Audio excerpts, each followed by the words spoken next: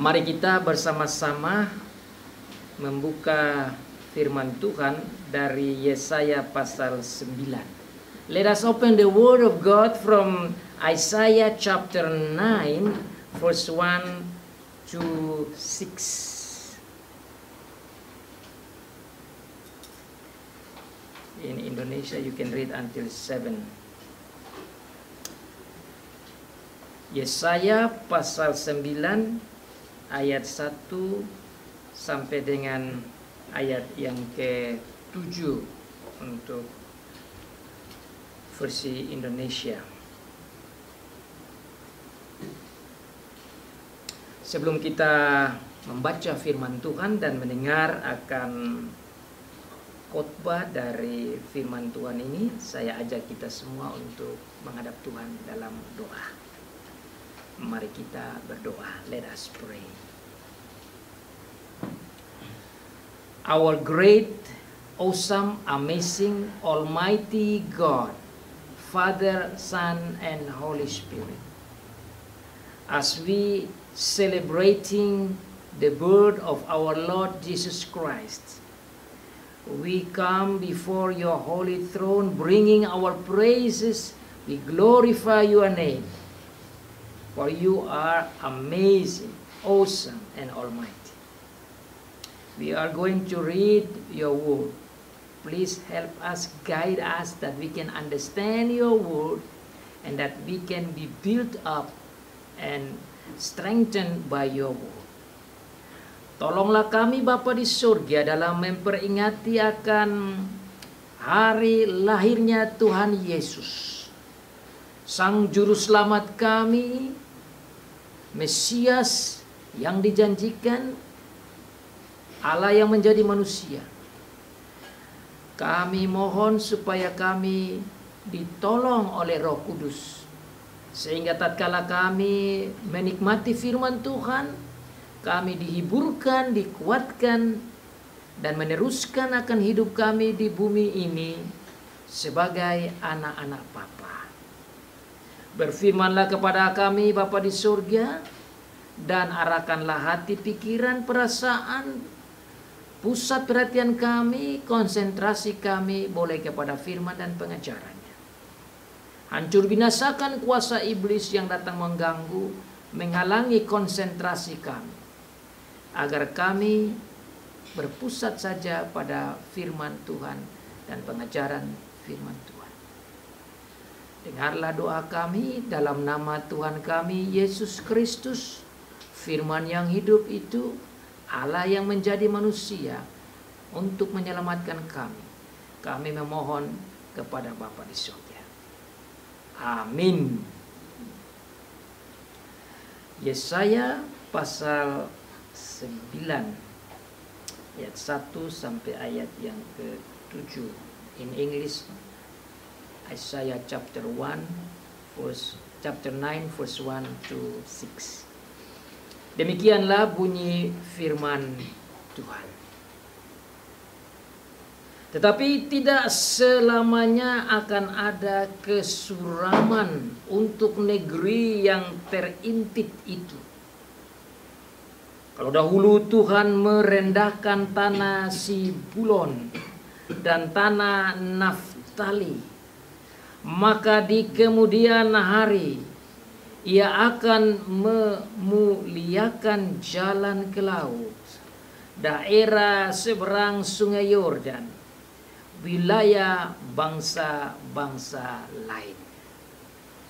Bangsa yang berjalan di dalam kegelapan telah melihat terang yang besar.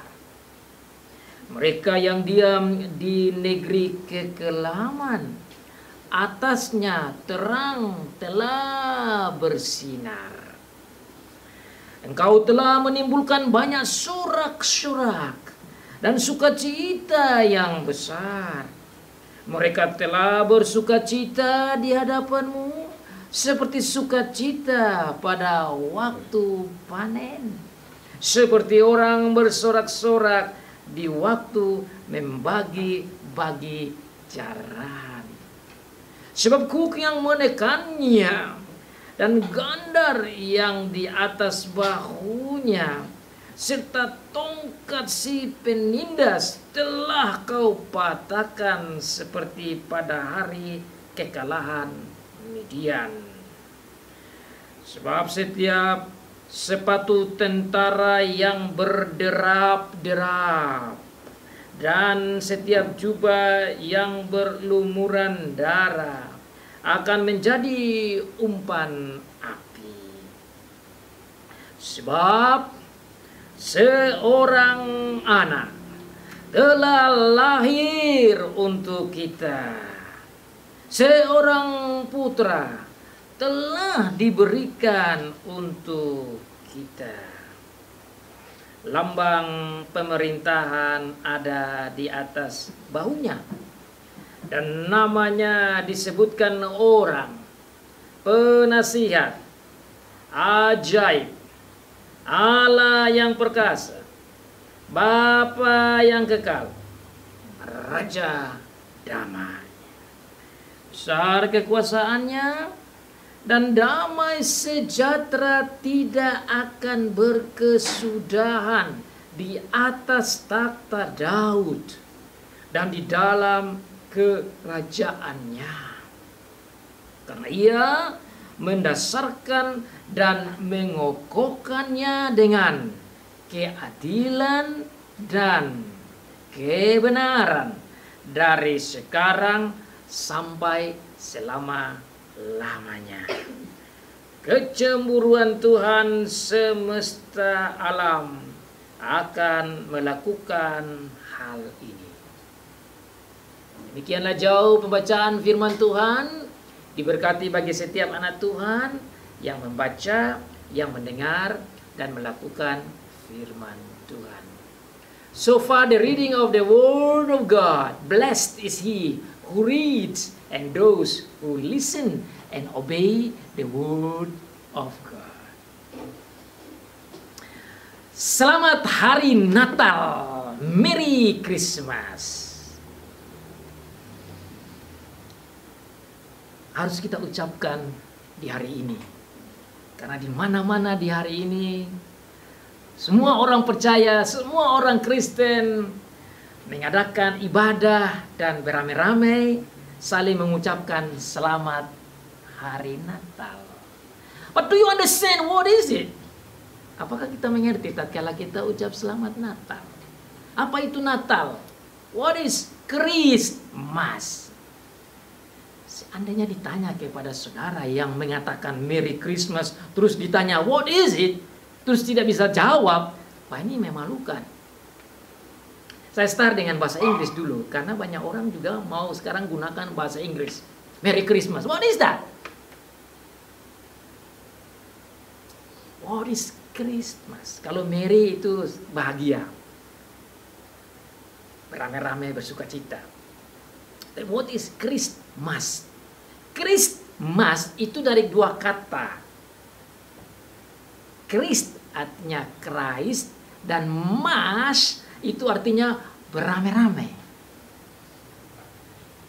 Jadi kata Merry Christmas itu berarti berkumpul beramai-ramai, bersuka cita beramai-ramai karena Christ is born. Karena Tuhan Yesus lahir, karena Kristus lahir. Itu arti Merry Christmas. Mas, Christ, Merry. Mas artinya beramai-ramai, Christ tentu Tuhan Yesus Kristus Mesias, dan Merry artinya bersuka cita. Jadi kita hari ini berkumpul di sini dalam rangka memperingati Merry Christmas, harusnya kita bersuka cita beramai-ramai. Yang dalam bahasa Indonesia dikatakan Natal. Natal itu artinya lahir. Jadi selamat merayakan Natal, kita merayakan lahirnya Tuhan Yesus Kristus. Dalam bahasa Indonesia tidak sedalam dengan bahasa Inggris. Karena bahasa Inggris itu mengarah pada kumpul rame-rame, bersuka cita rame-rame karena ingat lahirnya Tuhan Yesus. Tetapi apa dasar Alkitabnya? Kan harus juga ada dasar Alkitab. Dan di dalam media sosial sekarang banyak perdebatan untuk hari lahirnya Tuhan Yesus itu kapan. Saya kira baik juga untuk kita dengar poin itu. Merry Christmas, selamat hari Natal pada tanggal berapa? Luar biasa, Tuhan ini tidak kasih tahu di dalam Alkitab tanggalnya. Kenapa? Saya kira itu baik. Karena kalau sebut tanggal ya kita kultus individukan itu tanggal dan kita terlalu berfokus di satu tanggal. Jadi Tuhan tidak sebut tujuannya supaya kita boleh merayakan itu tidak selamanya harus tanggal 25 seperti hari ini. Memang ini kesepakatan bapak-bapak gereja menjadi satu budaya untuk mengingat lahirnya Tuhan Yesus itu pada tanggal 25. Sejak Tuhan Yesus lahir sekitar 1-2 abad kemudian itu dirayakan di tanggal 25. Dan kita juga sekarang masih rayakan itu. Tapi tanggal 25 is not the only time we can celebrate His birthday. Boleh tanggal 25, boleh tanggal 26, boleh tanggal 27, boleh tanggal 24, boleh saja. Karena bagi Tuhan tidak mengharuskan harus 25. Kenapa? Karena kalau di mana saja kita merayakan, it's for God's glory. Bukan untuk kita, tapi supaya Tuhan tuh dimuliakan pada saat mana saja. Jadi bagi Tuhan bukan tanggalnya, tapi bagi Tuhan, how can you celebrate it? Bagaimana kita merayakannya itu? Itu yang paling penting. Bagaimana kita melihat dan menjalankan, merayakan hari lahirnya Tuhan Yesus Kristus. Dan oleh karena itu, tatkala kita merayakan hari Natal seperti begini, we must go back to the Bible. Harus kembali ke firman. Caranya, dasarnya, fondasinya. Dan salah satu fondasi utama lahirnya Tuhan Yesus ini ada dasarnya yang luar biasa. What is the foundation of the birth of Jesus? The foundation of the birth of our Lord Jesus Christ, you can see in the Bible as it mentioned here in Isaiah chapter 9. Salah satunya dalam Yesaya pasal 9. Jauh sebelum Tuhan Yesus lahir, yang ditulis, direcord, dicatat, direkam oleh Injil Lukas, dia lahir di Bethlehem itu telah dibicarakan oleh Tuhan lewat Nabi Yesaya. Long time ago, before he was born, God already promised and mentioned such as he already born. Dalam Yesaya ini disebut seakan-akan Tuhan Yesus sudah lahir. Jadi sebenarnya mereka sudah bisa menikmati the Christmas at a time. Mereka dapat hiburan waktu itu pada zaman Yesaya. Padahal Tuhan Yesus belum lahir.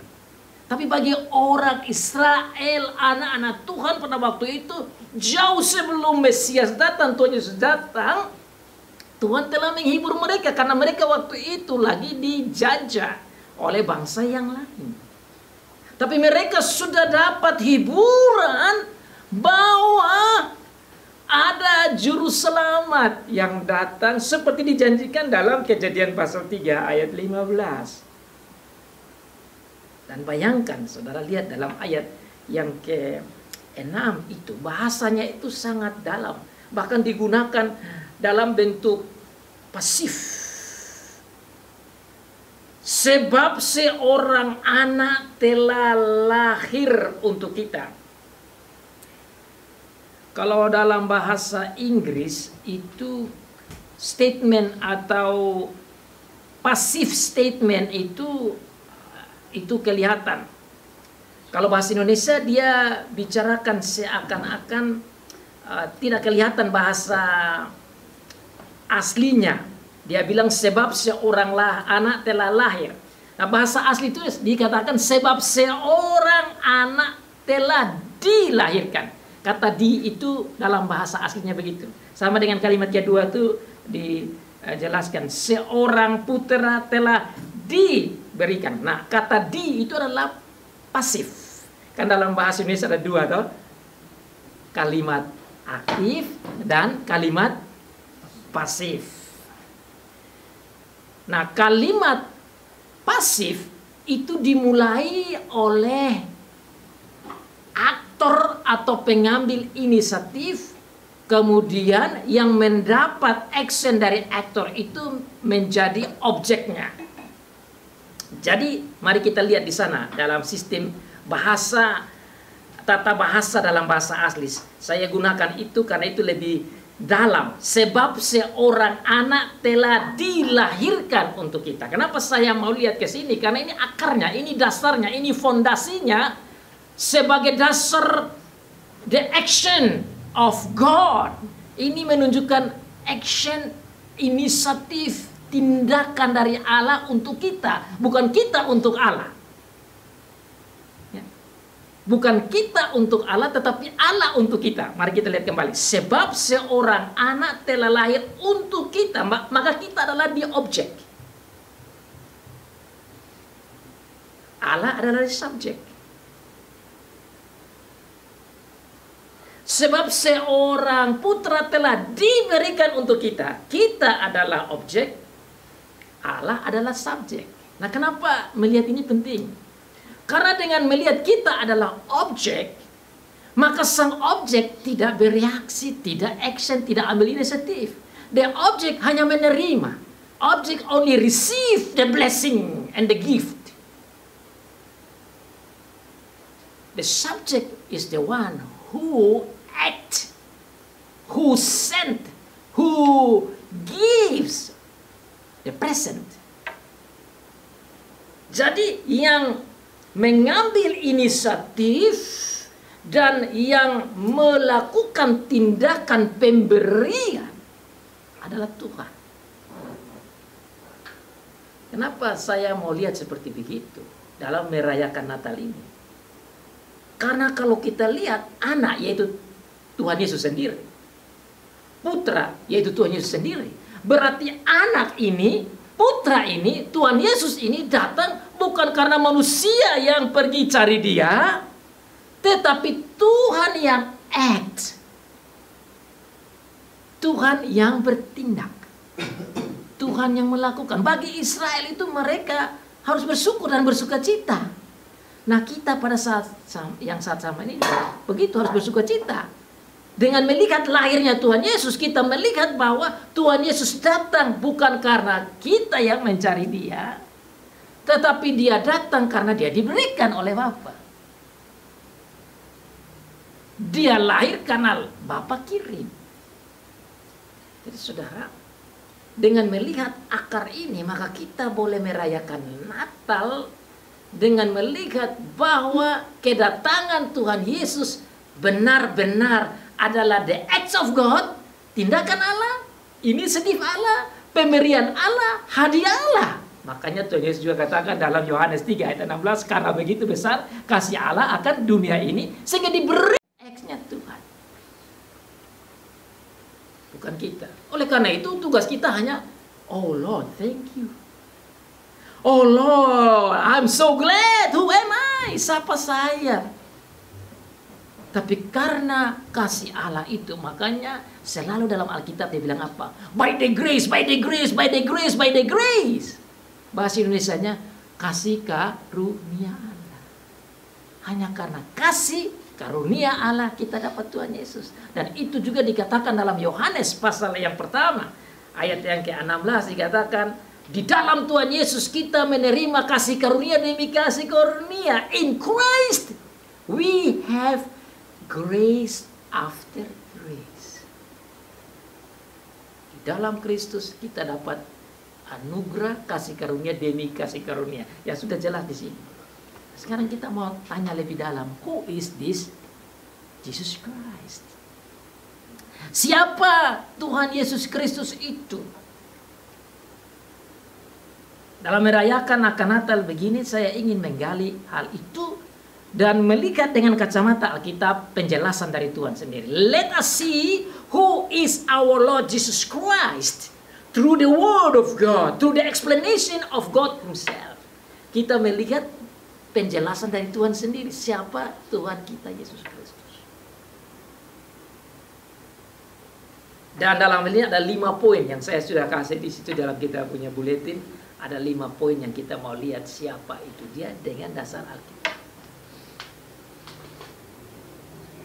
Tuhan Yesus Kristus. Who is this person?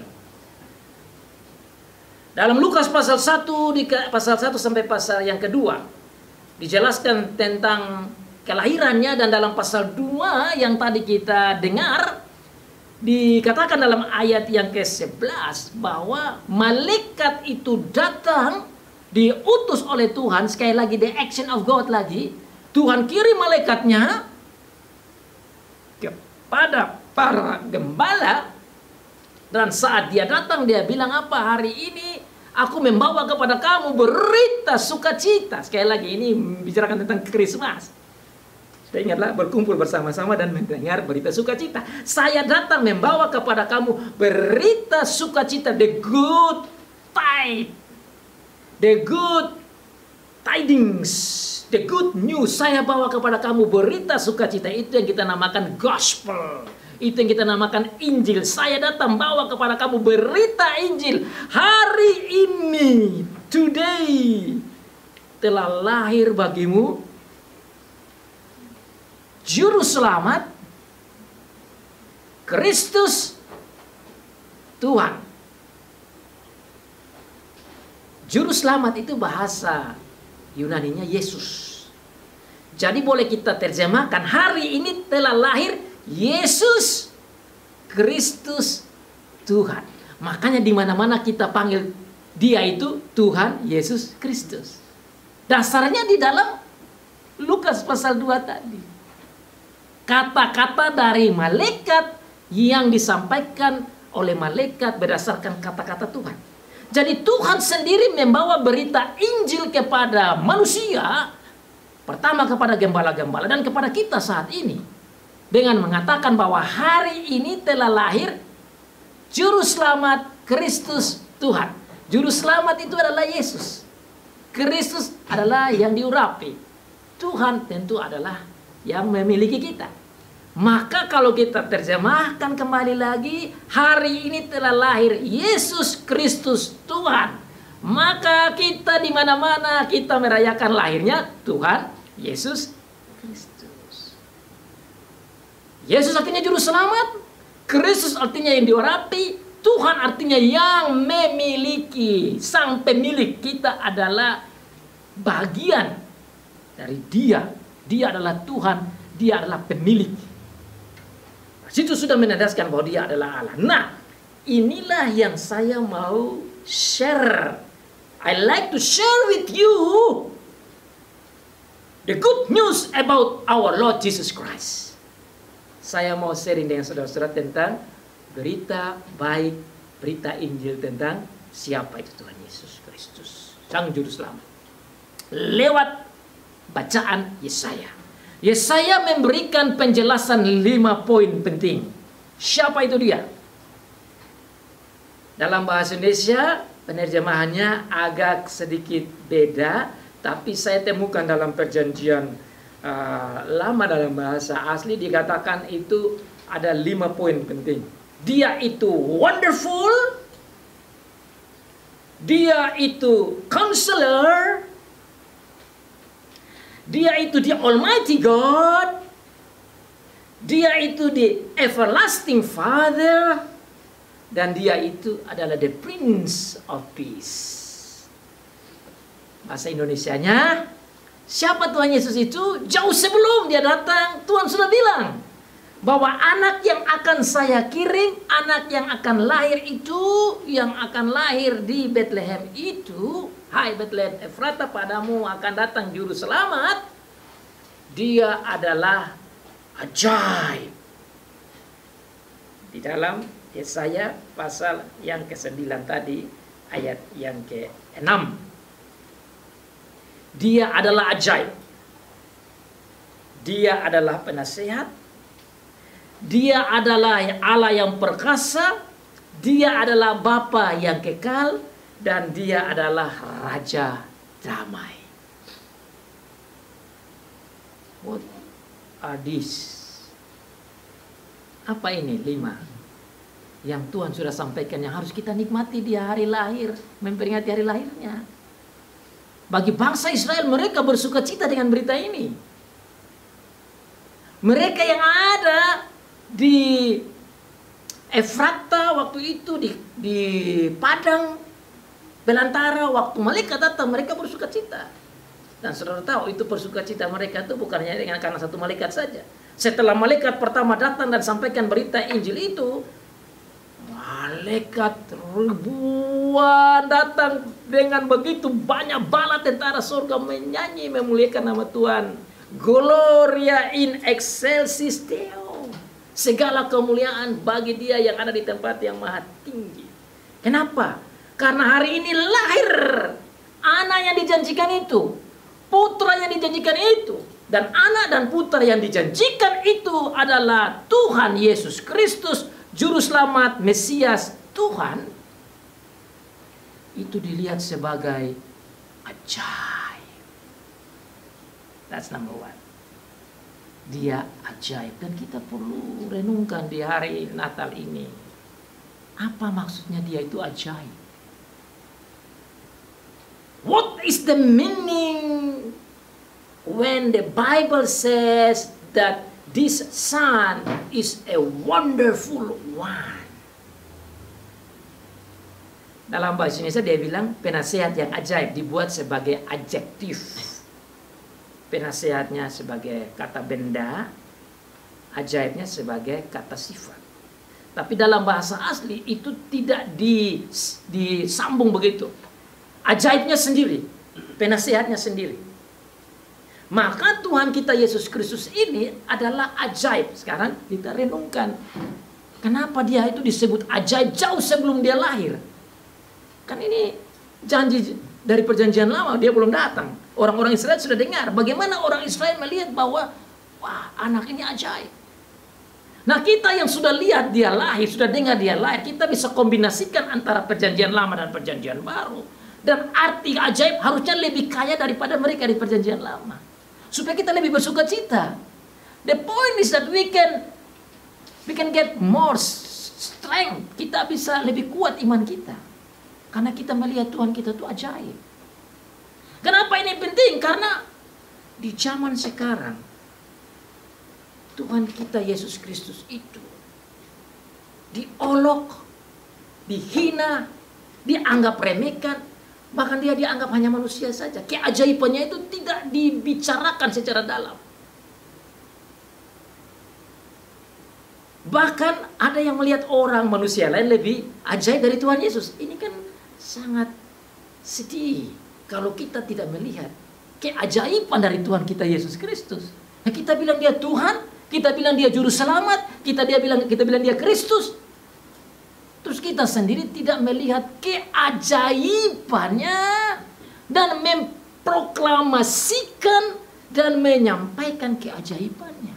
Nah, sebelum kita sampaikan ke orang lain siapa dia yang ajaib itu, kita sendiri harus mengerti. Kita sendiri harus menikmati, merenungkan, sehingga kita punya relasi dengan dia begitu indah karena kita tahu dia ini ajaib. Nah, ini yang saya ingin sampaikan di dalam merayakan Natal ini. Apa keajaibannya? Kenapa kita bilang dia ajaib? Dia ajaib karena dia itu Tuhan yang datang menjadi manusia. Dia itu Allah yang datang menjadi manusia. Nah, itu ajaib. Allah mau jadi manusia, ajaib itu.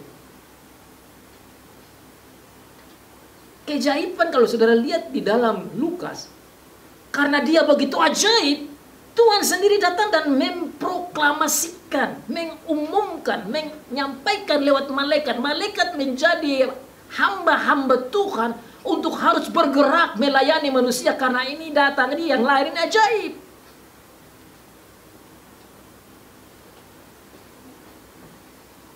Kalau kita yang lahir, jangan bilang presiden yang sampaikan. Saya kasih contoh saja. Misalnya saya pilih di sini Osin. Osin ini lahir, terus presiden kita Jokowi sampaikan ke dunia, telah lahir anak kita yang luar biasa, Osin. Waduh, itu dunia sekarang namanya viral. Osin viral. Jangan bilang presiden, calon presiden saja yang bicara, viral. Saudara, ini bukan presiden yang promosikan, yang sampaikan jadi viral. Ini jadi viral karena Tuhan sendiri yang omong, makanya ajaib. Hanya lahirnya saja ajaib. Waktu lahir saja sudah ajaib, sebelum lahir sudah ajaib. Sudah lihat ini, jauh sebelum dia datang sudah omong keajaibannya. Ini perlu kita pegang. Supaya kita di dalam membawa Injil, sampaikan kepada orang lain. Ada yang tidak mau menerima pengajaran kita sampaikan dengan tegas bahwa kita punya juru selamat ajaib, kita punya Tuhan ajaib, kita punya Yesus ajaib, kita punya Kristus ajaib. Israel harus tahu itu untuk sampaikan kepada orang lain dan kepada anak cucu mereka bahwa Mesias yang datang itu ajaib. He is wonderful. Kalau kita sendiri tidak merasakan bahwa dia itu ajaib, bagaimana kita mau sampaikan ke orang lain? Dan kalau kita tahu dia ajaib, kita mau omong-omong terus, karena itu ajaib. Saudara, saudara mau lebih tahu, lebih luar biasa, ini Tuhan bilang bahwa dia ini memang ajaib. Karena Tuhan omong lewat nabi-nabinya. Saudara buka di dalam Lukas pasal yang ke-24. Bagian terakhir ayat 44, Tuhan Yesus sendiri bilang, mulai dari kejadian, keluaran, imamat, bilangan, nabi-nabi semua bicara tentang aku. Itu terjadi waktu Tuhan Yesus bangkit. Terus ada dua orang yang berjalan ke Emmaus. Mereka dua tuh kebingungan karena mereka lihat Tuhan Yesus mati. Masih ingat cerita kan? Terus mereka dua bicara jalan-jalan, terus tiba-tiba muncul. Terus dikatakan di sana, kok apa yang kamu bicara? Masa kamu tidak tahu apa yang sedang terjadi pada Yesus itu? Yesus bilang kepada mereka, kok kenapa kamu begitu bodoh? Yesus buka pikiran mereka, katakan kalau dia ini harus begini, dia mati, dia bangkit, karena sudah dibicarakan di perjanjian lama. Kemudian dia muncul lagi kepada murid-muridnya di pasal yang 24 bagian terakhir. Tahu, dia ketemu mereka. Terus dia membuka pikiran mereka. Dan dia bilang, semua di perjanjian lama itu bicara tentang aku. Ini sungguh ajaib, saudara-saudara. Dan memang Tuhan Yesus itu viral. Masa orang ajaib tidak viral bagaimana? Sampai saat ini orang yang jengkel Tuhan Yesus pun masih bicara tentang dia dalam kejengkelannya. Dalam penghinaannya. Dan dalam ketidakpeduliannya atau di dalam kejengkelan dan penghinaan itu tetap masih omong tentang Tuhan Yesus. Jadi Tuhan Yesus juga viral gara-gara yang negatifnya. Harusnya kita memviralkan dia lebih luar biasa lagi. Membuat dia ajaib. Bicara di perjanjian lama tentang dia punya kedatangan. Karena keajaibannya itu malaikat-malaikat bersorak-sorak. Siapa di bumi ini yang lahir dan malaikat bersorak-sorak? Dengan nyanyian begitu banyak para malaikat. Ini karena ajaib. Ini juru selamat kita ajaib ini. Lahirnya saja ajaib. Ini dia belum bergerak, dia hanya datang lahir saja. Yang X itu kan Maria. Ya kan dia harus kerja keras sampai keluar toh. Dia belum apa-apa, sudah ajaib. Orang Majus datang, ajaib kan? Ajaib kan? Itu keajaibannya. Nah nanti setelah dia lahir, saudara lihat dia lahir. Di dalam pelayanan hidup Tuhan Yesus, saudara bisa lihat ajaib demi ajaib, demi ajaib, demi ajaib yang dia buat. Dan dalam Yohanes pasal ke-21 ayat 24 dan ayat 25 bagian terakhir dari kitab Yohanes dibilang di sana. Kalau semua yang dia buat, keajaiban yang Tuhan Yesus buat dicatat, dunia ini tidak bisa terima. Mari kita lihat di sana. Saya buka itu Yohanes pasal 21. Buka kitabnya sama-sama. Yohanes pasal 21 bagian terakhir dari Yohanes itu. Ayat yang ke-24 dan 25. Kata-kata penutup. Dialah murid yang memberikan kesaksian tentang semuanya ini dan yang telah menuliskannya, dan kita tahu bahwa kesaksiannya itu benar. Ini bicara tentang Yohanes sendiri, Yohanes Rasul. Ayat 25. Masih banyak hal-hal lain lagi yang diperbuat oleh Yesus. Tetapi jikalau semuanya itu harus dituliskan satu persatu, maka agaknya dunia ini tidak dapat apa? Memuat semua kitab yang harus ditulis itu. Saudara renungkan saja itu kata dari firman Tuhan. Kalau semua kitab itu ditulis, dunia ini tidak bisa mampu untuk terima karena terlalu banyak. Ini ajaib. Jadi hal-hal tertentu yang Tuhan mau saja yang ditulis. Kalau semua ditulis, dunia ini tidak bisa tampung. Kata-kata itu menunjukkan betul betapa ajaib. Itu berarti setiap action of Jesus must be wonderful. Itu berarti setiap langkah, kata, action, perbuatan, pengajaran dari Tuhan Yesus itu semuanya itu ajaib. Makanya Yohanes bilang kalau catat semua, dunia tidak bisa tampung. Keajaiban demi keajaiban yang Tuhan Yesus lakukan. Itu berarti kata-katanya ajaib. Makanya dikatakan firman-Nya itu adalah firman hidup. Hikmatnya ajaib. Tindakannya ajaib. Kelakuannya ajaib. Dan begitu ajaibnya, saudara masih ingat? Hanya datang, jubahnya dipegang sembuh. Masih ingat? Ini bukan dia yang action. Masih ingat ceritanya? Bayangkan. Dia tuh tidak tahu dan lagi jalan-jalan lagi mau melayani. Ada yang narik jubahnya. Dia bilang, loh, siapa yang narik ini? Langsung sembuh di belakang situ. Ini ajaib ini, saudara. Ajaib. Saudara mata dalam kitab Yohanes pasal yang keempat juga ada bicara tentang dia sembuhkan anak dari pegawai istana yang dari Samaria menuju Kapernaum. Itu masih ingat? Dia jalan dari Samaria menuju ke Galilea. Dalam perjalanan ada seorang pegawai istana datang ketemu dia. Tuhan, tolong anak saya sakit sudah mau mati. Yesus bilang, pulang, sudah sembuh. Jam yang sama, detik yang sama, menit yang sama, anak itu sudah sembuh di sana. Tuhan Yesus tidak pergi. Kalau tadi itu masih sentuh ya. Yang ini tidak datang. Ajaib kan? Nah, menurut saya itu beberapa contoh dari keajaiban yang Tuhan buat. Pasti ada banyak. Saudara, saya pernah khotbah ini. Kalau jalan dari Yerusalem sampai ke Galilea itu kan ratusan, hampir mau 200 kilo itu. Mungkin lebih dari sini kita jalan ke Surabaya. Nah, saudara bayangkan kalau jalan dari sini ke Surabaya kan jauh. Dengan mobil saja, kalau jalan yang tidak pakai tol kan 2 jam. Itu pakai mobil. Apalagi jalan kaki. Nah, Tuhan Yesus kan jalan kaki. Saudara bayangkan kalau jalan kaki dari sini ke Singosari, berapa keajaiban terjadi. Coba hitung aja. Tarik jubah. Berapa banyak yang tarik jubahnya terjadi. Tapi tidak dicatat toh. Makanya Yohanes bilang kalau catat semua tidak bisa tampung. Ini ajaib. Kenapa saya omong ini, saudara? Supaya kita punya iman tuh diperkuat dalam memperingati lahirnya ini. Jangan kita main-main. Kenapa saya omong begini? Karena kadang-kadang kita tuh lebih utamakan kalau kita sakit larinya ke dokter, seperti dokter yang lebih ajaib dari Tuhan Yesus. Ini kan aneh. Tapi kalau kita dengar khotbah kayak begini, kalau kita sakit lari dahulu ke orang yang ajaib, bukan dokternya. Kalau dokter dahulu berarti dokter lebih ajaib dari Tuhan Yesus. Kalau kita mau cari ilmu, sepertinya dosen-dosen kita lebih takut dosen mau ujian nih.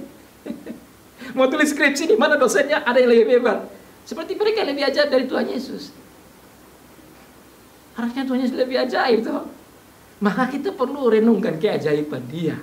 Dia ajaib karena hikmatnya, Dia ajaib karena actionnya, Dia ajaib dengan kata-katanya, Dia ajaib dengan firman-Nya, Dia ajaib dengan segala macam yang ada di dalam Dia itu ajaib. Karena Dia ajaib karena memang Dia Tuhan. Ada Tuhan. Sehingga kalau ada orang yang dia bilang bahwa dia bukan Allah, ya dia tidak mengerti memang. Kalau mengerti Alkitab kan jelas ini. Hanya Tuhan saja yang ajaib. Makanya dalam poin yang tadi saya bilang 5 dari ayat firman Tuhan, Dia adalah ajaib karena Dia itu dikatakan sebagai Allah yang maha kuasa. Lihat di sana, di ayat yang ke-6 tadi, Dia adalah Allah yang perkasa. It's the Almighty God. Ya kalau Allah yang perkasa kan ajaib. Dia pencipta, Dia pemelihara. Bahkan dikatakan kalau kita lihat di Kejadian, keajaibannya Allah itu apa? Berfirmanlah Allah, jadi. Tidak perlu action pakai kita, pakai tangan. Omong saja jadi. Ya itu ajaib toh. Dia ajaib karena Dia adalah Allah yang perkasa. Ini firman Tuhan yang ngomong ini. Dia ajaib, Dia Allah yang perkasa. Ada 5 poin tadi. Allah yang perkasa. Poin yang kedua, kalau Allah perkasa berarti ya apa saja Dia bisa buat. Makanya saudara, hidup kita ini harus penuh dengan perenungan tentang keajaibannya anak yang diberikan, yaitu Tuhan Yesus. Yang jadi manusia, tetapi Dia adalah Allah yang perkasa. Saudara, kita punya Allah yang perkasa yang lahir jadi manusia ini. Dia bilang apa? Matius pasal 28 ayat yang ke-20. Pasti semua ingat di sini itu ayat. Ayat 20 yang terakhir. Apa dia bilang? For I am with you forever. Immanuel, God with us. Allah yang ajaib, yang perkasa ini bilang bersama dengan kita. Aku menyertai kamu sampai akhir zaman, artinya selamanya. Kenapa ini saya mau connect ke situ? Banyak dari kita tidak bersama dengan orang tua kita, tidak bersama dengan kakak kita, adik kita, jauh. Mereka tidak bisa dengan kita, tidak selalu bersama dengan kita. Meskipun kita punya orang tua yang saling mencintai saja, suami istri. Suami di rumah, istri pergi belanja tidak sama-sama. Istri di rumah, suami pergi pekerjaan di Jakarta atau di luar negeri atau di mana, tidak selamanya bersama-sama. Tetapi Tuhan kita Yesus Kristus yang adalah juru selamat kita ini, Dia bilang, I am with you forever. Saudara, rayakan Natal harus begitu. Kita rayakan Natal karena kita ingat kita punya juru selamat yang lahir. Ini bilang bersama dengan kita. Bagaimana cara bersama dengan kita? Mazmur 121 ayat yang ke-8 dia bilang apa? Aku bersama dengan engkau keluar masukmu dari sekarang sampai selama-lamanya. Masuk kamar, keluar kamar, masuk rumah, keluar rumah, masuk mobil, keluar mobil, masuk keluar apapun, Dia bersama dengan kita. Mazmur 121 ayat yang ke-5 dia bilang apa? Dia bersama dengan kita dan jaga dan lindungi kita di sebelah kanan kita. Allah yang perkasa ini, Allah yang ajaib ini, juru selamat yang ajaib ini ada di sebelah kanan kita. Kalau kata kanan itu ungkapan selalu melindungi, itu ungkapan saya artinya selalu dengan kita. Angkat tangan yang mamanya ada di sampingnya sekarang. Bapaknya di sampingnya, samping kanannya angkat tangan. Kakaknya di samping kanannya.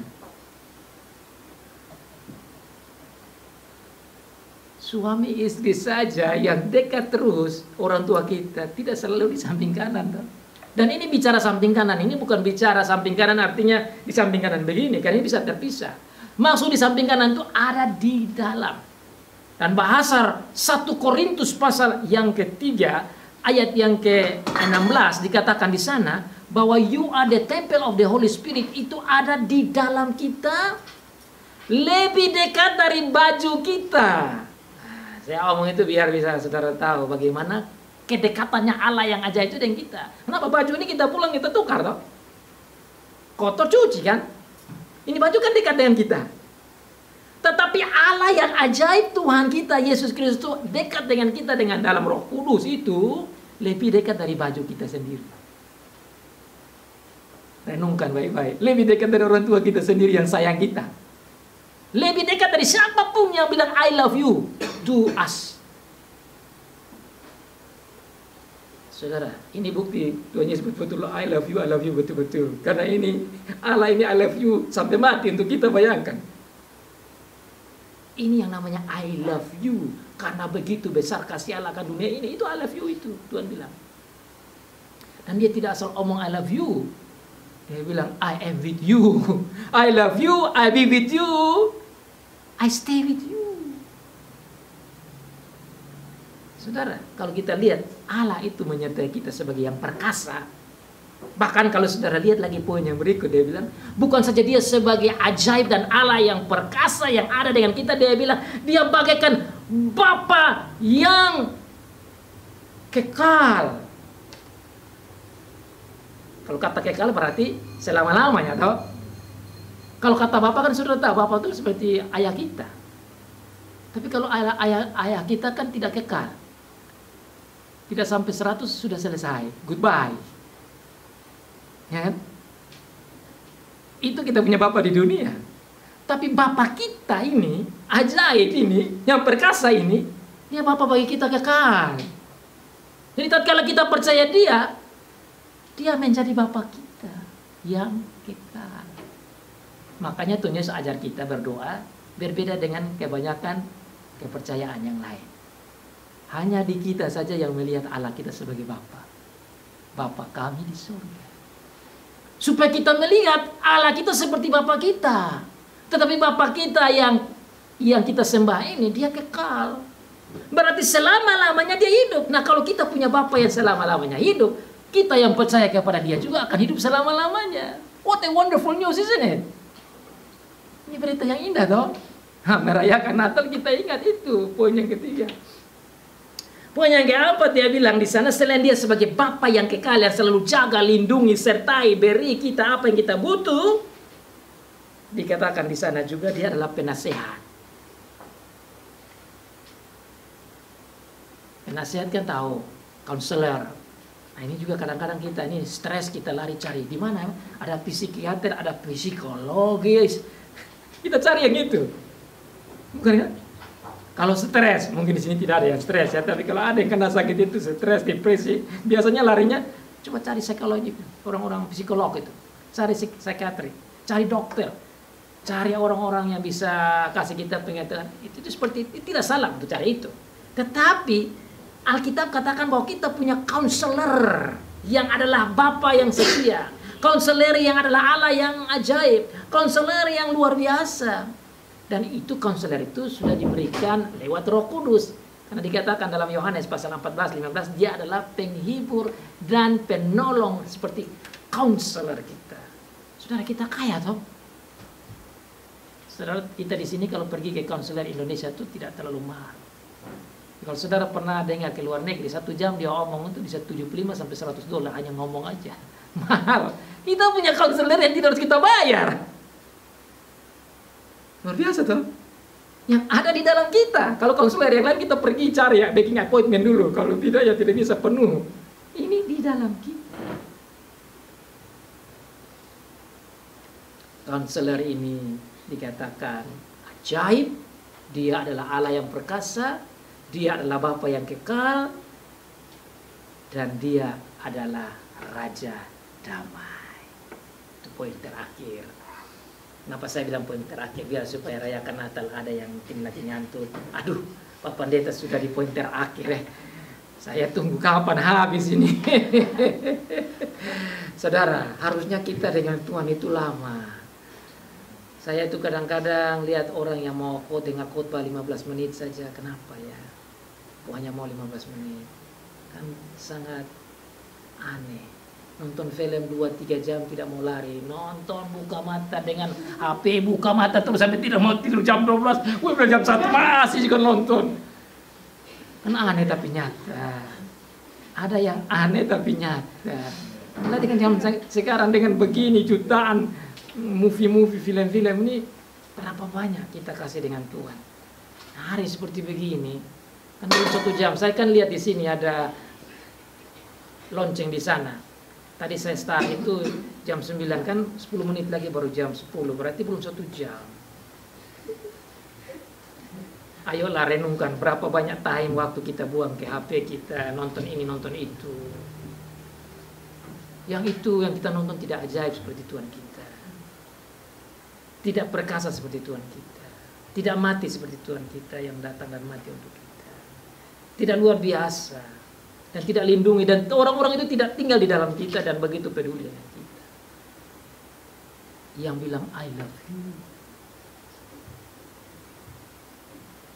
Kalau saya ngomong I love you, yang masih muda-muda di sini pasti tahu. Kalau yang laki-laki dengar perempuan bilang I love you too, tidak bisa tidur. Bicara. Ngomong-ngomong dengan mama, ada telepon, I love you sudah datang. Dan mau ngomong terus sampai tidak bisa tidur. Kenapa? Karena I love you itu datang. Saudara, I love you, Tuhan bilang I love you, I die for you. Ini kan luar biasa. Harusnya kita bilang, yes Lord, I love you too. And I like to hear your teaching. Saya juga sayang Tuhan. Saya mau dengar lama-lama. Nah kalau kita jatuh cinta pada orang, kan kita mau ngomong lama-lama. Ini Tuhan yang jatuh cinta pada kita sebelum kita ada, bayangkan. Saudara mau tahu dia I love you kita. Efesus pasal 1 ayat 4 dan 5. Sudah buka Alkitab itu dan coba baca. Karena itu kata I love you Tuhan, menurut saya itu super duper statement dari Tuhan yang luar biasa. Efesus pasal 1 ayat 4 dan 5. Dan saya ingin kita baca rame-rame supaya kita lihat how deep our God. Ini dalam ungkapan dari Rasul Paulus untuk menyatakan the deep richness love of God. Ini dalam topiknya itu berbicara tentang dalamnya cinta Tuhan kepada kita. Saudara lihat saja di dalam topik dia bilang kekayaan orang-orang terpilih. Saya tidak perlu baca banyak. Mari kita baca ayat 3, 4 dan 5 saja. 1, 2, 3.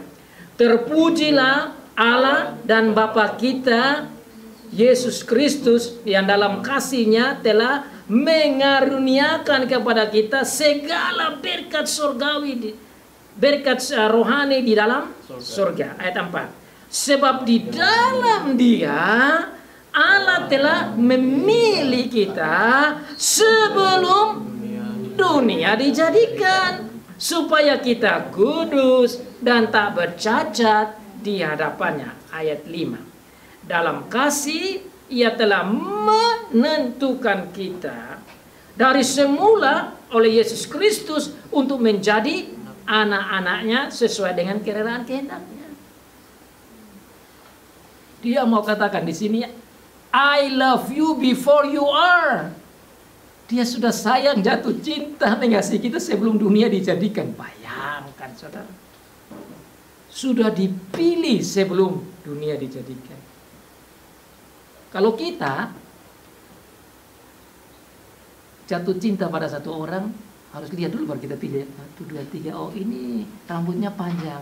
Saya mau yang rambut begini. 1, 2, 3, oh yang nomor 5 ini. Dari sekian baru kita pilih toh, kan begitu. Yang laki-laki ini kurang tinggi, badannya kurang mako. Oh, dia belum punya mobil yang besar.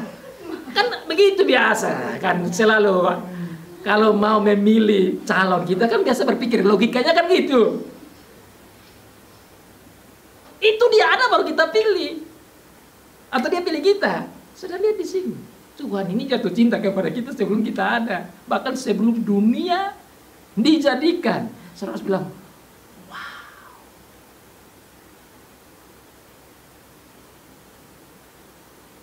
Sebelum dunia dijadikan. Makanya dalam 1 Yohanes pasal yang keempat ayat 19 dibilang apa? Dia dahulu mengasihi kita.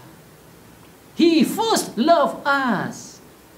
Karena sebelum dunia dijadikan, dia sudah pilih kita, dia sudah tentukan kita untuk kita diselamatkan. Poin terakhir. Apa poin terakhir? Dia adalah Raja Damai. He is the Prince of Peace. That is our Lord Jesus Christ. Itulah Tuhan kita Yesus Kristus.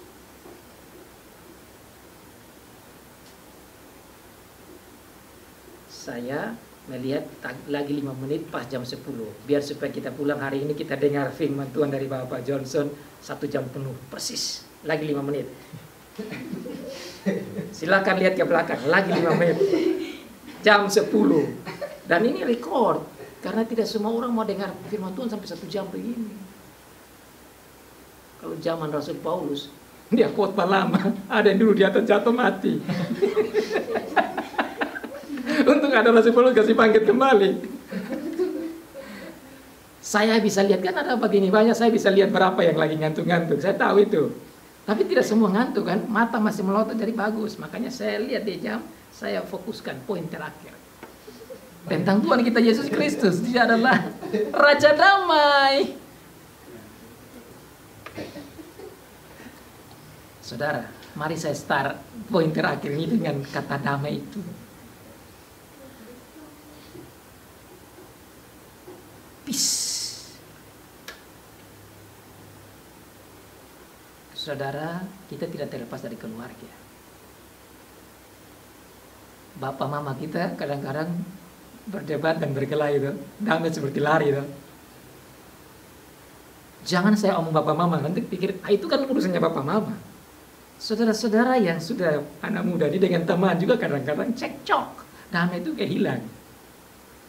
Saya tahu di sini pasti hampir semua itu pernah kehilangan rasa damai itu. Dengan bapak, dengan mama, dengan kakak, dengan adik. Bisa juga dengan calon istri, calon suami. Namanya broken heart. Putus cinta. Yang ada adalah tangisan. Bahkan ada yang bukan saja menangis, mau jatuhkan diri dari jembatan ke bawah. Apa yang terjadi? Karena damai itu hilang.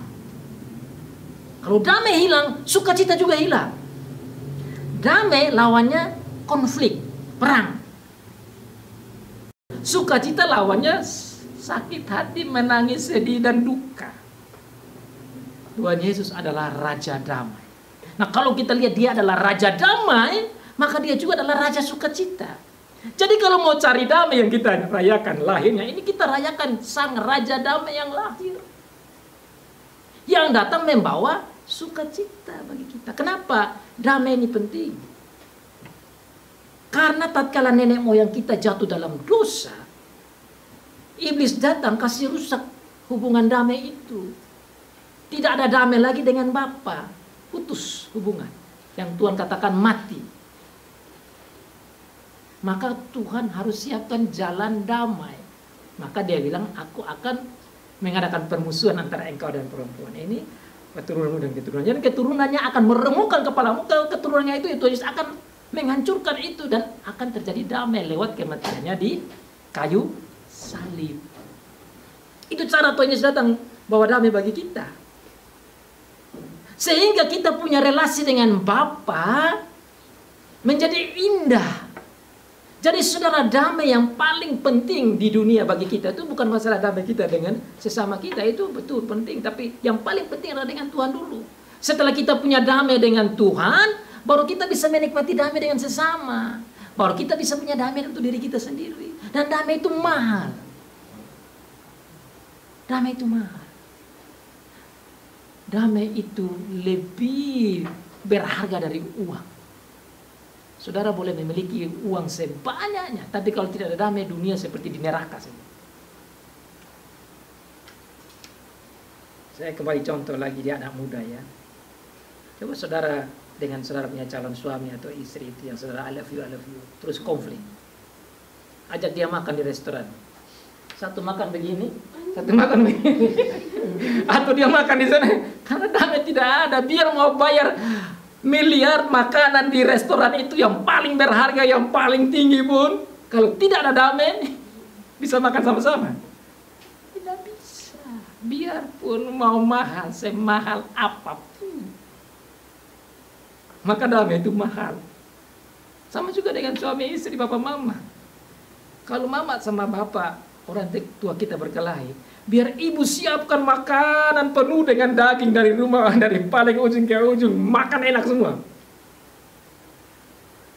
Panggil bapak, bapak tidak mau datang, ataupun bapak paksa diri datang duduk. Kalau orang Kupang bilang, kakodok bangka. Ini orang Kupang pahamnya kalau sudah ngomong begitu. Orang non Kupang tidak paham itu ekspresi. Kakodok bangka itu artinya tenggorokannya bengkak dan nasi tidak bisa masuk. Tidak bisa masuk. Itu ekspresi bagaimana hasil dampak dari pidana damai. Mau telan tidak bisa telan. Tapi saudara, kalau ada damai, biarpun kita hidup simpel, hanya makan nasi dengan garam saja, akibat damai bisa-bisa 2 piring habis. Ya kan? Maka penting itu damai. Dan damai hanya kita dapat dalam Tuhan Yesus. Damai yang lain itu hanya semu saja. Dan ada orang berdamai karena uang, habis uang dia tidak damai lagi. Ada orang berdamai karena bermain politik, habis politik tidak damai lagi. Dan saudara bisa lihat, ini zaman-zaman politik sekarang. Kelihatannya damai, besok berkelahi. Itu damai-damai yang tidak kekal. Damai yang kekal hanya ada di dalam Tuhan Yesus Kristus. Dan damai ini mahal. Kenapa? Harus diperoleh dengan kematian dia. Mahal itu. Dan kita perlu apresiasi, kita perlu renungkan. Sehingga dalam merayakan lahir ini Tuhan yang mulia sekali. Rela datang lahir di kandang yang ini. Rela susah, lapar, dihina, diolok, dipukul, dicambuk, diludahi, sampai mati. Itu saudara bayangkan. Demi ini kedamaian ini. Mahal sekali. Tapi lah, begitu dalamnya cintanya, dia datang. Dan betul kita dapat damai itu. Makanya dalam ringkasan gospel, sudah boleh baca dalam 1 Korintus pasal 5 ayat 20 dan seterusnya, dia bilang di sana, kami datang sebagai ambassador of peace. Kami adalah duta-duta damai. Kami khotbahkan tentang damai, supaya orang-orang yang bermusuhan dengan Allah menerima kedamaian. Kita rayakan lahirnya sang raja damai. Maka saudara harusnya pulang dengan damai. You must have that peace and go home with peace. Kita di sini dengar firman, siapa saja yang dengar firman Tuhan hari ini, you must have peace. Why? Because Jesus come bring that peace. Itu maksudnya kita rayakan Natal. Orang rayakan Natal kok mukanya seperti pepaya rusak. Tahu lihat pepaya yang udah rusak kan tidak asik lagi. Jangan. Kita punya Tuhan datang bawa damai. Sehingga apa? Kita pergi ke sekolah, kita pancarkan wajah penuh damai. Kita di asrama, pancarkan wajah damai. Kita ketemu calon suami, kita calon istri, kita pancarkan wajah damai. Itu lebih bagus daripada kita harus ke salon. Mahal lagi, besok udah lama, dilap-lap, hilang lagi itu tempelan-tempelan salon. Tapi kalau damai yang datang dari hati, saudara, itu forever. Dan orang yang mengerti pengajaran seperti begini tidak perlu ke salon sebenarnya. Kenapa? Karena dia punya damai inside, innermost peace, yang membuat wajah kita berseri-seri, ya. Berseri-seri. Makin cantik anak-anak surgawi, makin ganteng anak-anak surgawi. Dan orang-orang tanya, loh kenapa kok dia begitu ganteng? Bukan karena dia pergi ke Mega, bukan. Tapi karena damai surgawi itu, ini yang harus kita bawa ke orang-orang. Supaya orang lain melihat our innermost heavenly peace and joy. Because of Jesus is our Prince of Peace inside us. Karena dia dalam kita. Saudara bilang, wow. Saya renungkan ini saudara-saudara, dan saya mau saudara-saudara rayakan Natal dengan nikmati kedamaian dan pulang dengan damai dan pulang dengan wajah penuh dengan kedamaian surgawi. Dan pulang dengan kata-kata yang kita sampaikan dengan kedamaian surgawi. Komunikasi yang kita komunikasikan dengan orang dengan kedamaian surgawi. Action kita dengan action surgawi. Cara menyelesaikan masalah kita dengan cara menyelesaikan surgawi. Penampilan kita dengan penampilan surgawi. Dan orang melihat, siapa? Who is this guy? Ya, karena we have the Prince of Peace. Karena Tuhan Yesus di dalam saya. Dan saya tahu cara menyelesaikan masalah dengan damai. Maka kita adalah pembawa-pembawa damai. Damai yang datang dalam Tuhan kita Yesus Kristus. Tuhan Yesus Kristus adalah ajaib. Adalah Allah yang perkasa. Adalah Bapa yang kekal. Adalah penasehat. Dan terakhir apa? Dia adalah Raja. Saudara telah menutup khotbah saya dengan ringkasan terakhir itu. Karena tentu sudah lewat jam 10. Tuhan berkati. Merry Christmas. Soli Deo Gloria. Gloria in excelsis Deo. Amin.